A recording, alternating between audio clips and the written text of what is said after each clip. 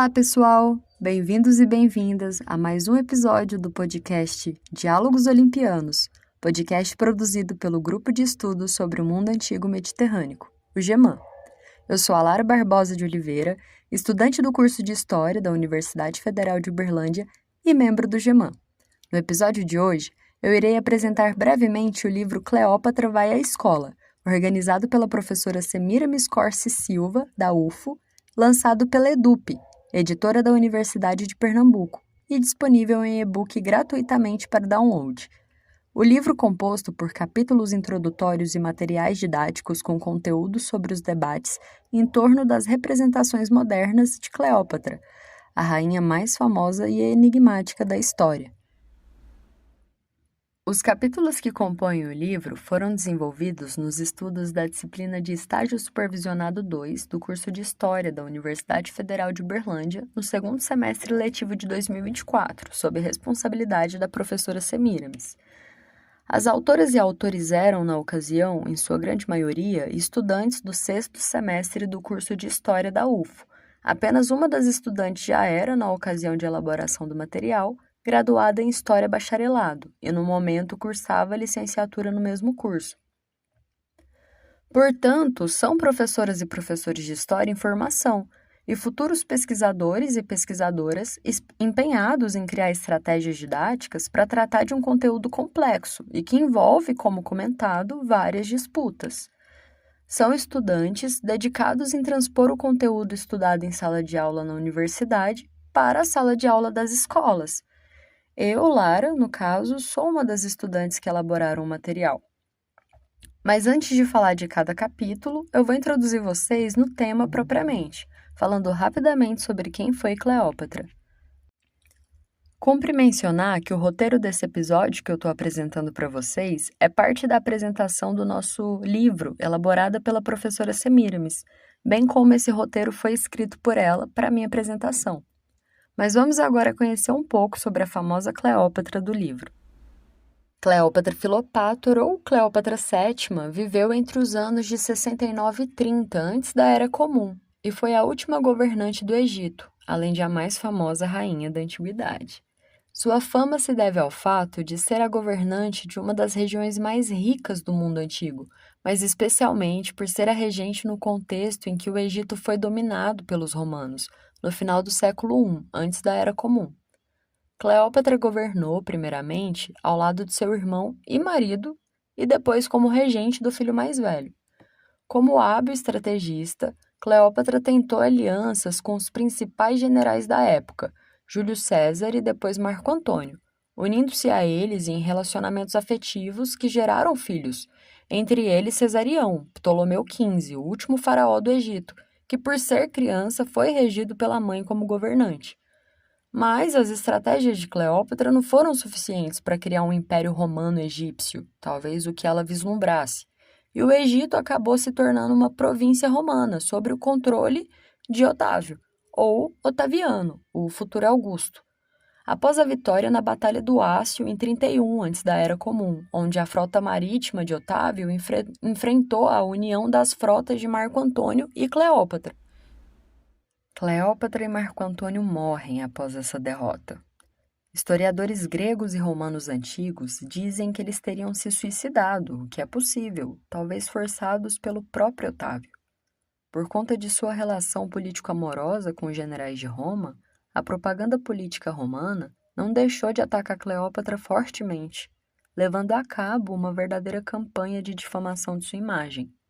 Situada em seu próprio contexto, a rainha pode ser uma personagem paradigmática para estudarmos muitos aspectos da cultura greco-egípcia, mas também para entender elementos de gênero e poder, inclusive para estudarmos os processos de integração mediterrâneos entre diferentes povos e culturas. Cumpre destacar que Cleópatra era da família dos Ptolomeus, também conhecida como dinastia Lágida, família de origem macedônica, da região helênica da Macedônia, que passou a governar o Egito após as conquistas de Alexandre Magno no século IV antes da Era Comum. Na época do seu governo, sua família e o poder da mesma já estavam presentes naquelas terras há cerca de 300 anos, portanto.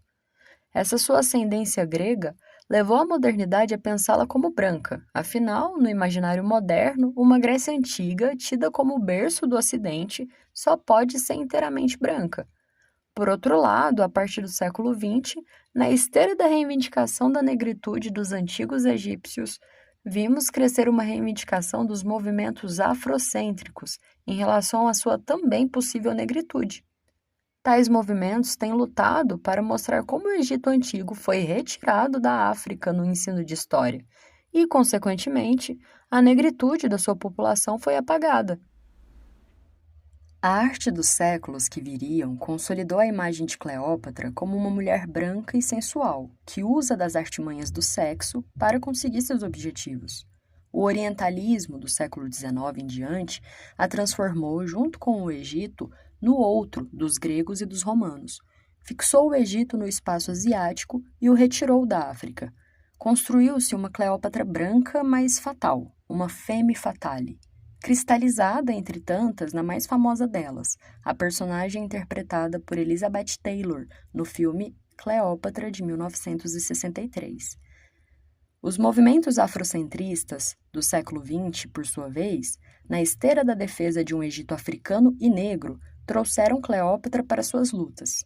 E é daí que temos, por exemplo, Cleópatra Jones, uma agente especial da CIA destemida e seguindo elementos estéticos da cultura Black Power, interpretada pela modelo Tamara Dobson no filme Cleópatra Jones, de 1973.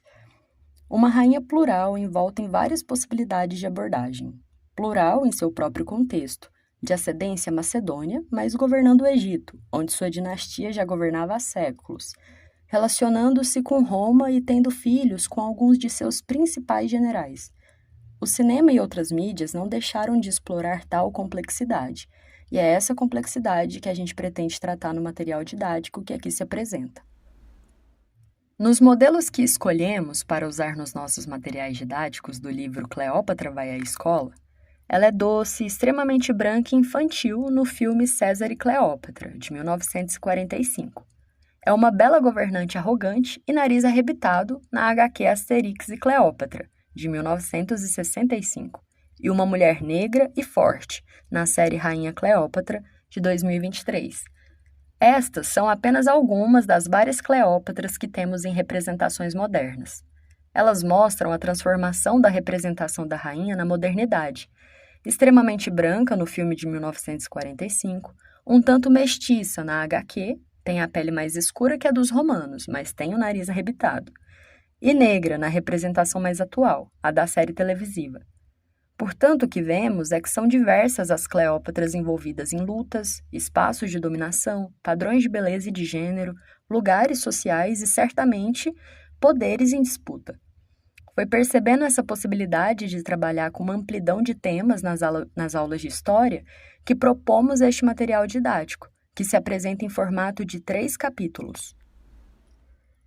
Os 3 capítulos do nosso livro são compostos por um texto de introdução à proposta didática, um plano das aulas e um material didático para o uso em sala de aula. Também foi elaborado um material em formato de slides sobre a expansão romana e a conquista do Egito, a fim de ajudar professoras e professores a tratarem desse conteúdo.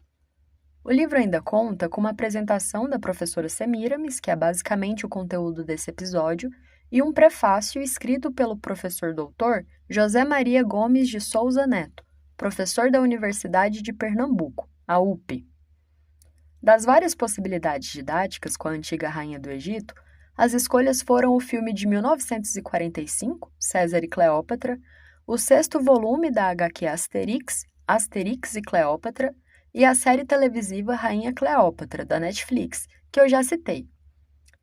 Tais escolhas se deveram à diferença marcante entre as 3 representações da rainha e a possibilidade de abordar em cada uma das propostas um dos pontos dessas representações. O eurocentrismo e a orientalização do Egito são tratados especialmente na proposta de trabalho com o filme César e Cleópatra, de 1945, tema do primeiro capítulo, escrito por Ana Luísa Alves de Oliveira da Silva, Eduarda Toscano de Abreu, Lara Barbosa de Oliveira, eu no caso, e Michele Gomes Barrotti. Já a Cleópatra, como padrão de beleza, é o tema central do segundo capítulo, que se utiliza da HQ. Escrito por Andressa Rezende Souza, Bárbara Franco Oliveira, Laura Ximenes da Costa e Nicolas Alves Silva. E, finalmente, a Cleópatra negra, forte e rainha determinada a alcançar seus objetivos como governante, é o tema central do terceiro capítulo e de sua proposta didática, trabalhando com a série Rainha Cleópatra, lançada em 2023. O terceiro capítulo é de autoria de Adara Alice Fontes Lima, Isadora Cristine Gonçalves da Silva, Leonardo Rocha Martir e Luísa Gonçalves de Oliveira. Todos os capítulos do livro problematizam o momento de criação das obras analisadas e de suas Cleópatras, pensando as lutas de representação por trás de cada uma delas. Da mesma forma, as propostas didáticas buscam dialogar entre si, pois há pontos principais na representação de cada Cleópatra, mas há certamente diálogo. Dessa forma, sugerimos que professores e professoras interessados em trabalhar com uma das propostas não deixem de ler todos os 3 textos introdutórios, pois, de certa maneira, eles se complementam. Para desenvolver este material, passamos o semestre lendo textos sobre o uso do cinema, das HQs e de diferentes mídias em aulas de história. Também estudamos juntos sobre gênero e ensino de história e, claro, trabalhamos com textos sobre a Rainha Cleópatra, seus aspectos históricos, suas representações, o eurocentrismo que construiu uma imagem branca da rainha e retirou o Egito da África, e as novas propostas de perceber o Egito negro colocadas desde os trabalhos de Sheikh Anta Diop, de meados do século XX, até as atuais leituras decoloniais. Esperamos, com esta publicação, que o material seja útil para professoras e professores de história. Nossa proposta foi pensada principalmente para ser aplicada em aulas de ensino médio. Refletimos sobre a quantidade de horas-aula para a atividade, mas sugerimos que os e as docentes fiquem livres para escolherem como melhor aplicar as propostas de acordo com o perfil de seus alunos e tempo que possuem para as atividades. Também sugerimos fortemente que leiam as bibliografias indicadas, pois há um material rico produzido por Cleópatra, inclusive no Brasil. O que tentamos priorizar nas nossas indicações, textos de historiadores brasileiros ou traduzidos para o português, a fim de valorizar a historiografia e os debates nacionais. Mas com este material, não queremos e nem conseguiríamos propor uma resposta sobre a cor da pele de Cleópatra.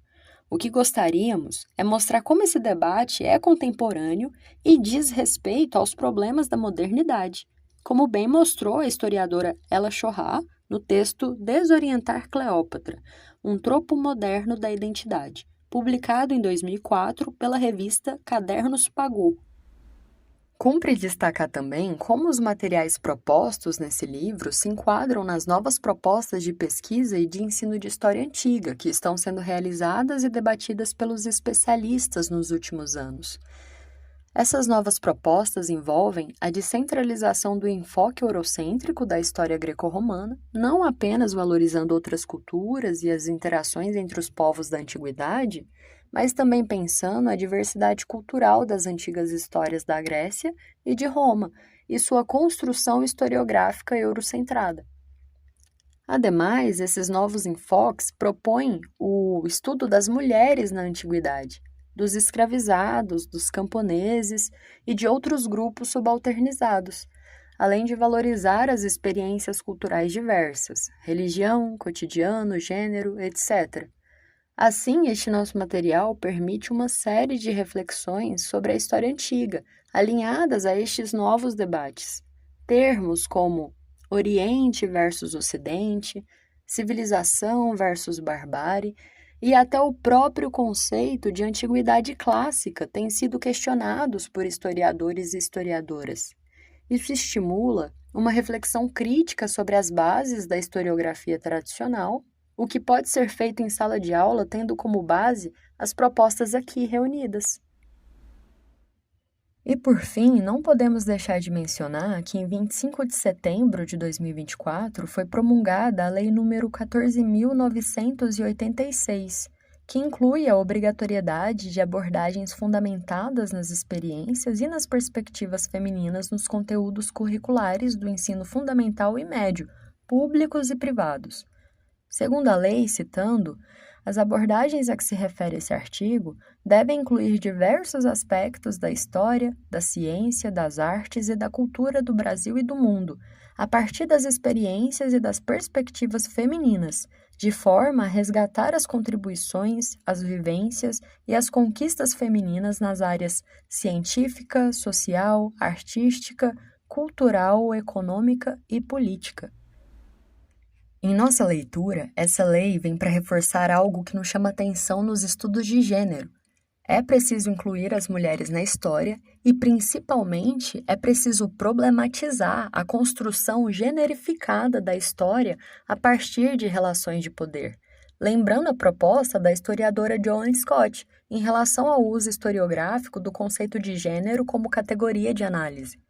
Portanto, nada mais atual do que a proposta do nosso livro Cleópatra vai à escola, em formato de 3 propostas de trazer questões de gênero interseccionadas com construções de identidade e racialização para a sala de aula de história sobre a rainha mais famosa e mais falada de todos os tempos. O livro está disponível para download no site da Edup. Nós iremos deixar o link disponível para vocês na descrição desse episódio. Desejamos a todas e a todos uma boa leitura e esperamos que gostem do trabalho. Até o próximo episódio!